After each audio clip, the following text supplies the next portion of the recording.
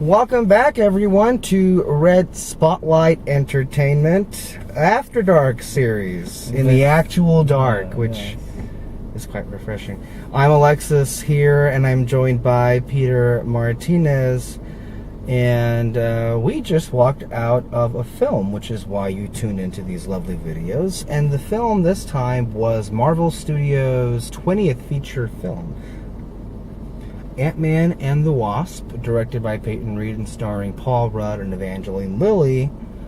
I think my initial response would be, especially if you have been listening to any of the other videos or have seen the videos, I think this movie is a perfect fit amongst the other contenders for summer 2018. So we'll go ahead and start off with initial impressions. So, Mr. Martinez. Why me? Okay, I'll go. I walked out of this the first time. This is my second time seeing it with you. The first time I saw it by myself. How sad is that? Yeah. He has no one. I really don't. Oh, sorry. Oh, okay. There we go. It was staring into the void. Yeah. You know, that's what happens. That's how I felt watching this film.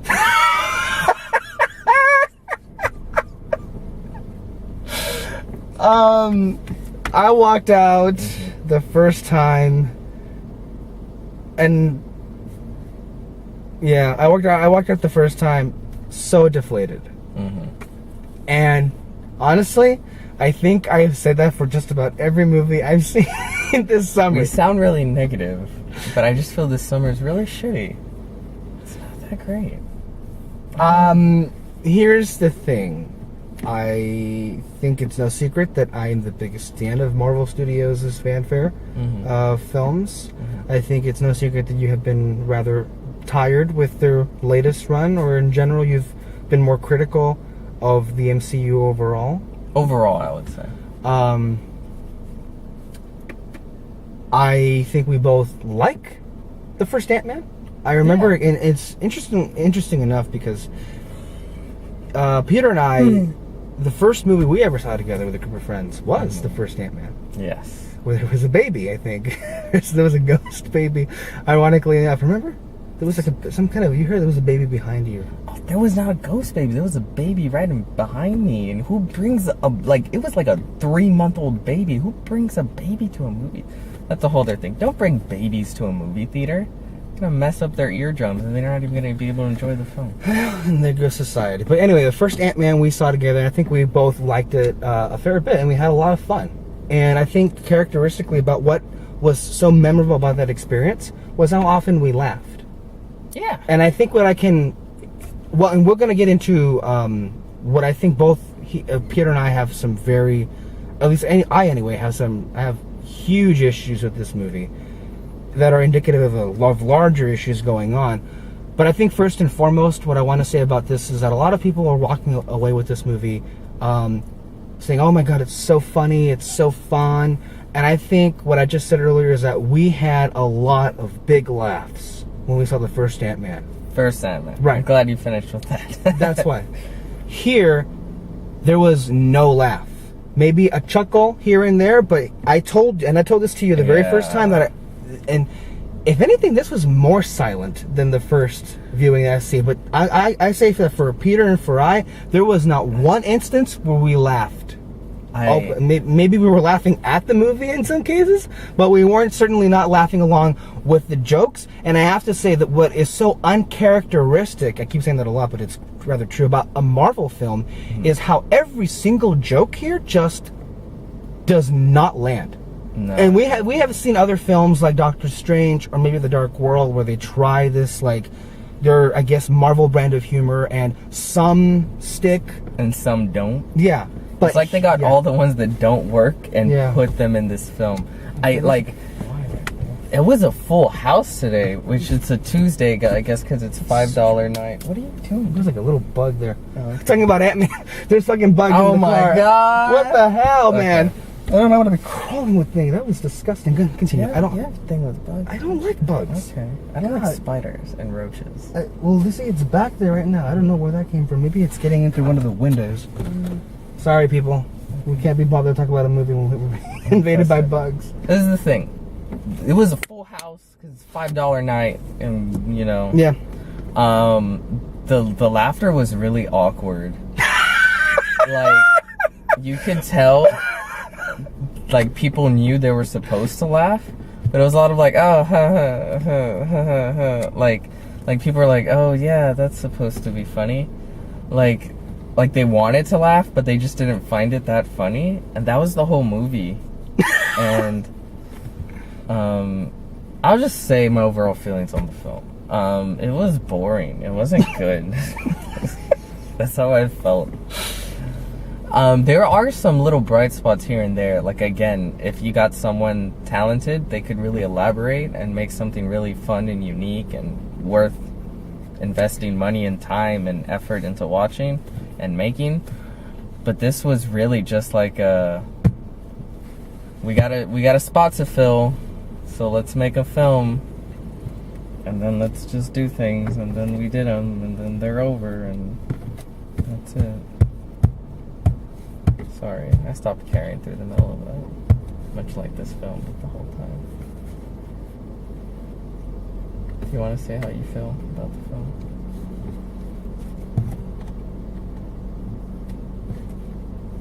I don't know what's going on. What do you mean? I don't know. Well, that's exactly how I felt when I saw it the first time. And again, I just keep going.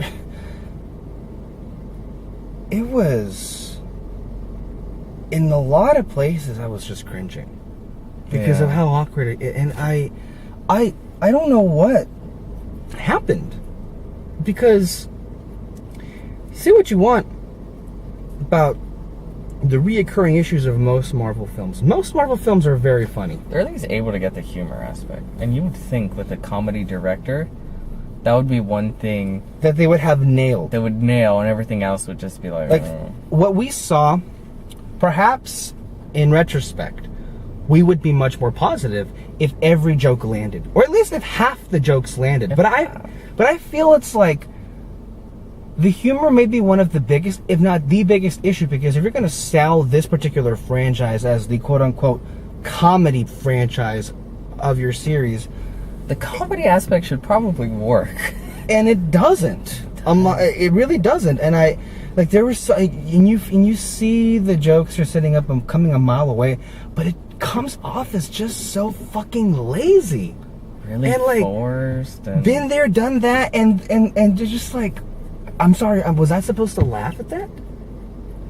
Like, they don't even do anything unique with the humor, and it's like obvious setups for like comedy and then callbacks to other stuff earlier in the film, and it's like, oh yeah, I saw that coming. I think the reason we harp on the comedy so much is because it's like, if everything else is just like subpar, fine. We're used to that, really. But this is the aspect where it's like, if you don't got it and you don't got anything else, then what do you got? Like, when the first action scene happened with, can we just get into spoilers? Well, before we get into spoilers. Okay. Before we spoil certainly the things that happened, overview, like 2 or 3 other huge issues with this movie. The story, the script was really bad, and it was really bad, and it was really bad. And I kind of want to say specific things why, but we can't. Just bad. Can we call this Marvel's first flop? I called it that in my tweet. I don't think it was as far as first the film flop, but this is easily like the least entertained I've ever been at a Marvel movie. Film, and that's what ever at that. Yeah, right. I think like easily. I'm trying to think. Even in the Dark World, to be fair, I think I was like, I saw films differently when I saw the Dark World. That was a while ago. It was, and I like to think that my taste in film has We constantly evolve, much like Michelle Pfeiffer in this movie. Like she evolves. Pfeiffer. She's evolves to a Jedi, apparently. She's the real Last Jedi. But no, this is the first one where I'm just like, oh man, what happened? I could have like, I feel like watched reruns of like The Office at home. I don't know. Like the action scene, there was some cool stuff, but they still could have done so much more. The characters, they just didn't. Some of them are likable. His daughter is adorable as heck. Yeah, Cassie is a highlight of this movie. But a lot of it, the characters, it's just like, oh, maybe if you just talked to each other, this whole thing could be figured out in about 2 seconds. Yeah. 2 seconds flat. Some characters don't need to be there. They're just there just to be there. And I understand Ant-Man being a smaller adventure, but it doesn't mean it has to feel small. Because we've seen films with far lesser stakes that feel huge because you care so much about the characters and the way the film shot is so well done and this and that and that and, everything else that goes into making a film and a story interesting that just wasn't here. They didn't do everything terrible, but the stuff that they did well was just like mediocre well. And the stuff they did bad, I thought was like, ooh, that's bad. That's real bad. Yeah, overall, I think this movie is played by, there was 5 writers in this movie. One of which included Paul Rudd. I mean, to be fair, though, like, Spider-Man Homecoming had, like, 6 writers, and that movie worked. But more than worked. Really. I think it really worked. That was, like, it's still a basic Marvel movie, but it's incredibly well done. I would rather have paid money to see that in the theater again. Yeah. $5, just $5, Let's see The Office. Spoilers? Yeah, let's do spoilers. I really want to get into this. Okay. What is your deal? I don't know, I don't like They're these bugs, things. just leave them alone. Okay. It is this, oh my god. There's so many of them. Go. What the hell is your problem? Okay. The plot was so stupid. Okay. So the whole thing is they have to go into the quantum realm find Janet Van Dyne. Okay, we all knew that was going to be the plot of this. And the villain, Ghost, and then what villain? She's not a villain. But the whole thing is, her whole thing with Ghost is that she's always constantly phasing, so she's trying to what's it called? Get it so she doesn't phase. And they think if they like absorb Janet Van Dyne for some reason, like there's pseudoscience and then there's just turning it into magic. And they really turned it into magic in this film, and they didn't even like blink an eye in doing that. There was no explanation whatsoever for what happened to her in the quantum void or the wasteland or whatever. And then when she comes back, she just has an ability that saves the day and solves the issue that happened. Really poor writing. Like, really poor. Lazy. But my whole thing is, like, if they had just, like, what's his name? Goliath. What's the guy's Lawrence name? Fishburne. Lawrence Fishburne, fine. Well, if Lawrence Fishburne had just went to Hank Pym and said, like, oh, yeah, she has an issue. We know know everything about, this Pym particles and all that. Can you help her out? And then they could have just talked for about 2 minutes and like, you know what? If we get her back, maybe we can figure something out and we fix her. It's like, cool. Then they all work together, they get her back, and immediately they fix her. Boom, day is saved. And I know what you're saying is like, okay, you need conflict to have a movie, and I agree. But at the end of the film, the way that they, like, figure it out is just Hank Pym being to Lawrence Fishburne, hey, once I get my wife back, yeah, we'll try and fix her. Why didn't you say that earlier? And just said, hey, let me get my wife back first and then we'll help you out. Like, it's really simple because it's not even like she's threatening to kill them. I guess they kind of threatened to kill, what's her name? Janet Van Dyne. Oh, yeah. But they could have just been like, no, don't worry. Once we get her back, we'll have what we need to fix you, and then we'll figure something in fact, out. Lawrence Fishburne actually said that to her. Maybe if we just get her back. She's Okay, but it's like, yeah, that didn't occur to you till after the end of like, it just conveniently, maybe we don't have to do this. Like, it's just so dumb. Also, it's just, she's not a villain. She's just somebody that has an issue, and then at the end of the day, it means nothing, because then I guess she fixes her or stops She it. literally just is like, she becomes a witch, basically. She's just like, she uses her powers, and it's like, okay, you're fixed now. And it's just like, you could tell they had no idea what to do at the end there. I don't know, she touches her and she's fixed. And then they all walk out, and then nothing happens. No, that's it. And you know what sucks is when she showed up, I was like, oh shit, this costume looks cool. Her powers are cool. She had like a cool like voice, like, give me the box, you know, stuff. Ghost? Yeah. And then it's like you had an interesting backstory that you could have actually done stuff really well character-wise. Nice look. And again, it goes back to what I've been saying. I said at Black Panther, it's all about the father, you know, screwed over the villain or the villain's father. This is something that Marvel does over and over and over and over and over. And that's why I don't know why people praise it with Black Panther, because it's the same shit. In addition to the fact that I guess we're gonna have a reoccurring list of this. So I guess the bad guy becomes a good guy at the end, or wasn't he a bad guy to begin with? And I guess there'll be an ally. I guess if there's ever another movie. I think I like the motivation. The fact that you can understand why she's doing it. She's constantly in pain. Like, yeah. Boom, good idea. You do nothing with it. And then you do nothing with Hank Pym. The whole story is we gotta get her back. And then everything with, like, Scott is just, I guess, oh, he's a screw-up? I don't feel he really did.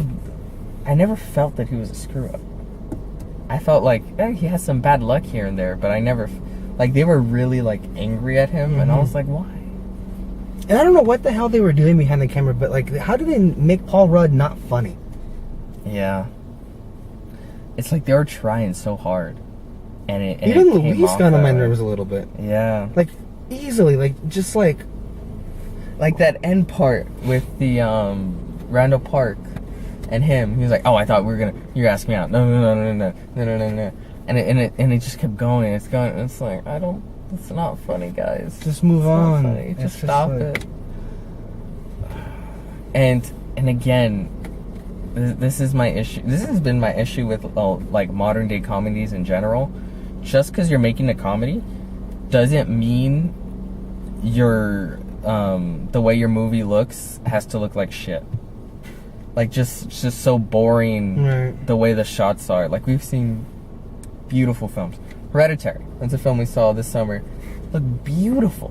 It was a beautifully shot film, and the way like that film, much lower stakes. Well, I guess it depends on how you view the ending. But it's just about this family and them falling apart. But it felt important and momentous. And with this, it's like, I don't know. Like when what's his name met Hank Pym finally met Janet Van Dyne again, and they kissed, and I'm just like, oh, that's nice. And again, like she possessed him. Oh yeah, that's right. That was just written in there.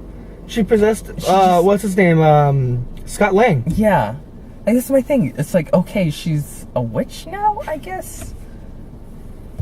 Like this shit. There's never an attempt to even explain that. It's just it's there, and then let's just move on. This shit would work if it was Thor. Huh? If it was Thor, I'd be like, okay. But with Ant-Man. Hey, but at least all three Thor films had more entertainment factor than this. And that's saying something. I will say there's things that work. Remember when we saw the trailer, I was talking about things that I think would work in an Ant-Man film. Very simple things you gotta do. Like when Hank first goes into the quantum realm and he sees like the little creatures. Yeah. Those are like dust mites, I think. And I'm like, the majority of the film should have been this. It should have been Let's go to that world. Why the fuck not? at least half of the film of them just like going through the different levels of the And then quantum spend the realm. film trying to find her there. Yes, have it like this adventure film. You should be a script doctor. And like, you know how he grows big? Yeah. I heard that the director, what's his name? Peyton Reed was kind of like not ticked off, but he was like, oh, when they made him go big In Civil War because he wanted to save that for this film. And I'm like, I'm glad they did it in Civil War, because in this film they didn't do shit They did with nothing it. with this. And I'm sorry. I mean, okay, I need to stop you right there, because there are a lot of issues that I have with this movie, and I just need to take the wheel. A lot of the problems, of maybe all of the problems, well, maybe not all of them, but most of the problems here stem from the fact that Peyton Reed is doing this project. I'm sorry, he's just not that talented. And I think you could see it all in this movie. It's bland. It's really boring. I think that's the big word, bland. It's bland. It's generic. It's boring. And I could probably use those words for most of the movies I've seen this summer, not all of them. It's pretty pathetic. And I think in this sense, you know, we used to say that, you know, Doctor Strange maybe was the embodiment of the Marvel formula just done at its most, like, common denominator, laziest form. This is right here. Throw that out the window. This is the new poster boy, because nobody was trying in this movie. Or maybe they were trying too hard. Maybe they were trying too hard to be funny, but in terms of the story, it is nothing. I feel nothing for anything going on here, and I should. And I feel like they really did a disservice to all the characters. Scott Lang was not funny. He became kind of annoying. He changed from the first film. It feels like, and like half of the things I feel like he said were just idiotic things, and it just got me more annoying. He became more of a clown. I feel like maybe, and then I feel really bad for Evangeline Lilly, because like this was supposed to be in large part her movie, and she feels kind of like a wet blanket. She was just there. You know what I was looking forward to, and they just completely did away with it, and I don't know why movies keep doing this, is like the whole relationship aspect.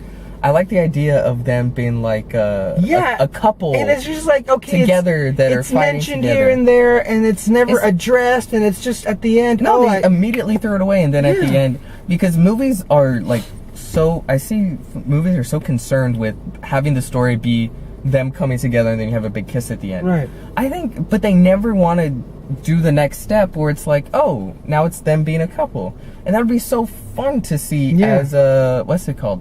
And a superhero film. That should have been Ant-Man and the Wasp. That's why Fantastic Four is so much fun. Yeah. Or even Incredibles. Because it has that dynamic, and I really wish we would have had that here. And it goes back to the standard goofy guy, and then strong girl, and then at the end they kiss. I'm happy that she got more to do here, because she was in an actual suit, and she had some really interesting or good action scenes. But if anything, they're okay. They're okay. There's nothing to remember. They could have done so much more. They could have. I just wish, if I could go back in time, I really wish they would have had her in Civil War. Yeah. Just to have something cool with her, to be more memorable. For like what, when they reappear? Yeah. They made it work with Ant-Man and Civil War. They can make it work with her. No, they can't. I'm just like, and then also, I mean, Michael Douglas felt more animated in this movie. I don't know what. Maybe he was still good. It's just Michelle Pfeiffer was there. Literally, she was just there. Lawrence Fishburne, what a fucking waste. And that's another issue I have with this movie, and a lot of, I think, Marvel as a whole. Stop wasting actors. Look at the talent in this movie. You have Walter Goggins, Lawrence Fishburne, Michelle Pfeiffer, Randall Park. God fucking damn it. They do nothing with any of them. They're just there. And also other ideas, like I like, if you really want to show off like the big aspect to him, have the end just maybe. Oh, Bobby Cannavale's in this as well. He's a good actor. He's just there, I guess. And Judy Greer. How about the end? Just like have it turn into like a kaiju film. Like they I don't know. The villains bring one of a dust mite, and they bring it into they make it go big or something huge, and now it's attacking the city, and then they have to beat it up. There's a lot of fun things you can do with the size thing, and to their credit, I could see they tried more with the action sequences. But it's like you have the quantum realm. You hear things like the quantum void, the wasteland beyond the quantum void. You have a world there. Yes. Go into it. Go into it.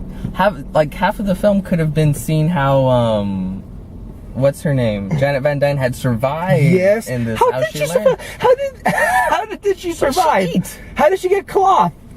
I know. I was like, she's wearing like this cloth thing because that's like something you do in films. But where'd she get the cloth? But like, you could have done some really fun, interesting, like mind-bending stuff, like manipulation with time. Some really amazing visuals. It could have been like I mean, just make these movies fun. Just and I feel like you're taking yourself way too seriously. You're trying way too hard, and then this came off. I mean, the more I think about it, it's just bad. The humor doesn't work. The action scenes were fine, but with what you had at your disposal, they could have been like incredible. The characters came off more annoying. Like cartoon characters than anything. And Walter Goggins, what the fuck? And it was really hard to sympathize with them because, again, a lot of things they do are stupid, and then whenever it's hard to feel as if anyone's never in any danger, because whenever they're up a corner, the writers write something, oh, now she has magic powers. Okay. I don't know where that came from, but okay. Oh, she can like possess people like a demon. Okay. And then they're like, oh, obviously she made an antenna. Oh, what? With what technology did she have down there for 30 years to come up with an algorithm, unless she just was a scientist and she figured it out? And a lot of like, and again, it's shot boring, it's written terribly. It looks bland. It looks the bland. Cinematography cinematography? They just put the thing and shot it. And also, people act stupid. Why would Scott tell Luis where they are in the middle of the woods? Only for them to be like, of course. But, okay. And then also, I kept wondering. There's no bug. Relax. No, not that. It's just I kept wondering. So, Scott Lang, Ant-Man, in Civil War, went to Germany. They kept mentioning, like, I don't know how many times they kept mentioning that movie. A much better movie. Oh my god. Actually, on TNT now, it's playing on the network. So also on Netflix, catch that. It's an amazing movie. They kept mentioning that because he used Hank Pym's tech. So Hank Pym and Hope are guilty because by association. They made the tech, but Scott's the one that used it to go to Germany. But Hank and Hope had nothing to do with that venture whatsoever. So why are they being hunted?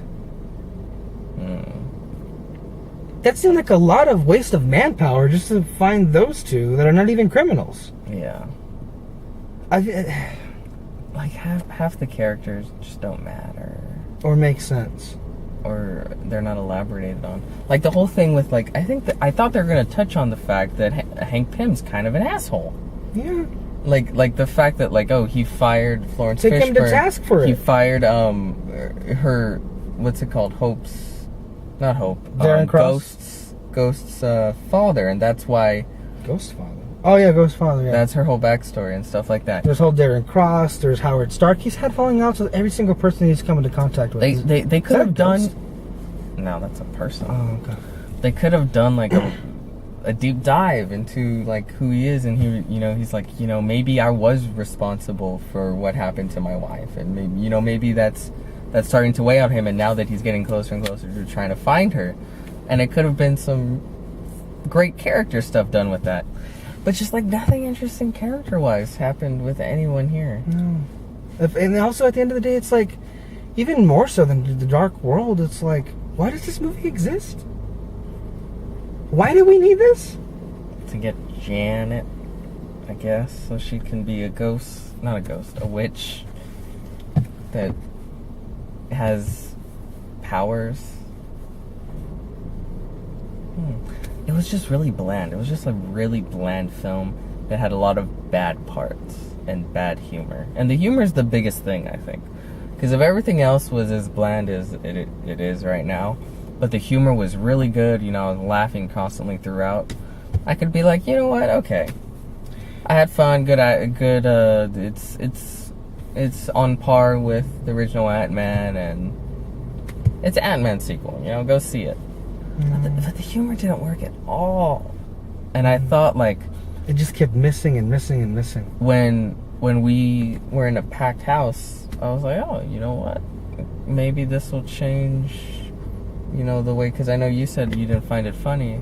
I'm like, well, maybe the first time. Maybe it'll help me find it funny if it didn't work for you, because packed houses changed really, because people are really into the film, and you know it helps you get into it and stuff like that. But maybe it made it worse because everyone was just like, like the people were like not nervous laughing, but like pity laughs. I was like, something went wrong. Yeah. It's 2018. And we could have similar experiences with a Star Wars movie and a Marvel movie that are just kind of blah and boring. Oh, you mean Solo? Yeah. I had way more fun at Solo. Yeah, but still, that wasn't anywhere near. No, it wasn't anything special either. That was also kind of bland. Yeah. But you know what? That film, at least, was fun. Had fun-looking, good-looking shots. Had great. They spent money on that movie. They spent money. Fun characters. I like Lando. He's doing a robot. I liked Alden Ehrenreich as Han. Yeah. Chewie's always Chewie. Yeah. So I don't know. This film, and I can probably say it's probably my least favorite Marvel film. It's worse than you thought. And then also, I can just kind of like, do you feel like people were just kind of like, no, it's not that bad. It was good. I feel like a lot of people are giving this movie a pass. Although I have seen some people online.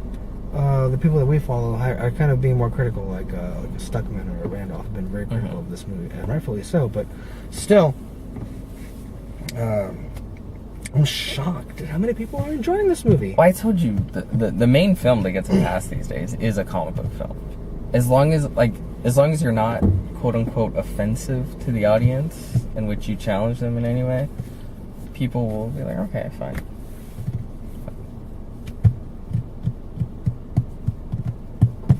Yeah, because most the Marvel movies that most people hate, like Iron Man 2, I actually really like Iron Man 2. It's a lot of fun. There's actually some really good stuff Guardians in Iron Man 2. People hate that. A lot of them hate Guardians 2 is like top 3 for me, if not higher. And it got savaged, and I think a lot of people were like, yeah, there's a lot of fun stuff in Ant-Man and the Wasp. And then you had issues with Guardians 2. That was a legitimately funny movie. And like in The Incredible Hulk is like the black sheep of the MCU, but I think it's a little underrated as far as those films go. I actually really like it. You don't like it, but I don't care for it. I don't dislike it. I just don't care about it. Where would you put it, above or under Ant-Man and the Wasp? Above. Wow. That's really big because he really doesn't care about that film. It's just that this movie, this is their 20th film. That was like their second film. This is 2018. That was 2008. This movie is so beneath them at this point. Yeah. Way beyond beneath them. And you only have two options as far as I'm concerned. Do Ant-Man 3 without Peyton Reed, or don't do Ant-Man 3. Yeah. I'm really curious to see what the budget was. Like, it was like 160, I think, last time I checked. 160 million? Yeah, I think so. Oh, I can check right now. I have it here. I was gonna maybe give them a pass for like if they had like a low budget. The budget was 162 million. But then, like, remember we talked about the Ship of Water. That had like 18 million, and that looked like 100. That looks more expensive than this film. Yeah. That's 162. Yeah, it's just a bland film. That's it's bland. Sadly, it's boring. unfunny. Yeah, it's kind of boring. This is the summer. We're the most positive reviewers out there, guys. Every one of our reviews is always positive. It's been pretty bad lately. Yeah. What's the last positive review we did? Hereditary. Okay. Did you guys do Deadpool 2 or no? Afterdark. Did we? I think you guys did. If we didn't, I really like Deadpool 2. And of course, Avengers Infinity War was very good. Yeah. So oh hell yeah, really liked Infinity War. So it's not us. We're not just being assholes. I mean, look, in a perfect world, I would have loved to have loved Solo, Jurassic World, Incredibles 2, and the Wasp. I think Incredibles 2 is a lot better than this. Yeah. A lot Incredibles better. 2 is easily, I think, the best out of all of us. Right. That's saying something. And I still don't care for it. Oh, God. Okay. I think I'm done. Yeah. I'm done with life. Bye-bye.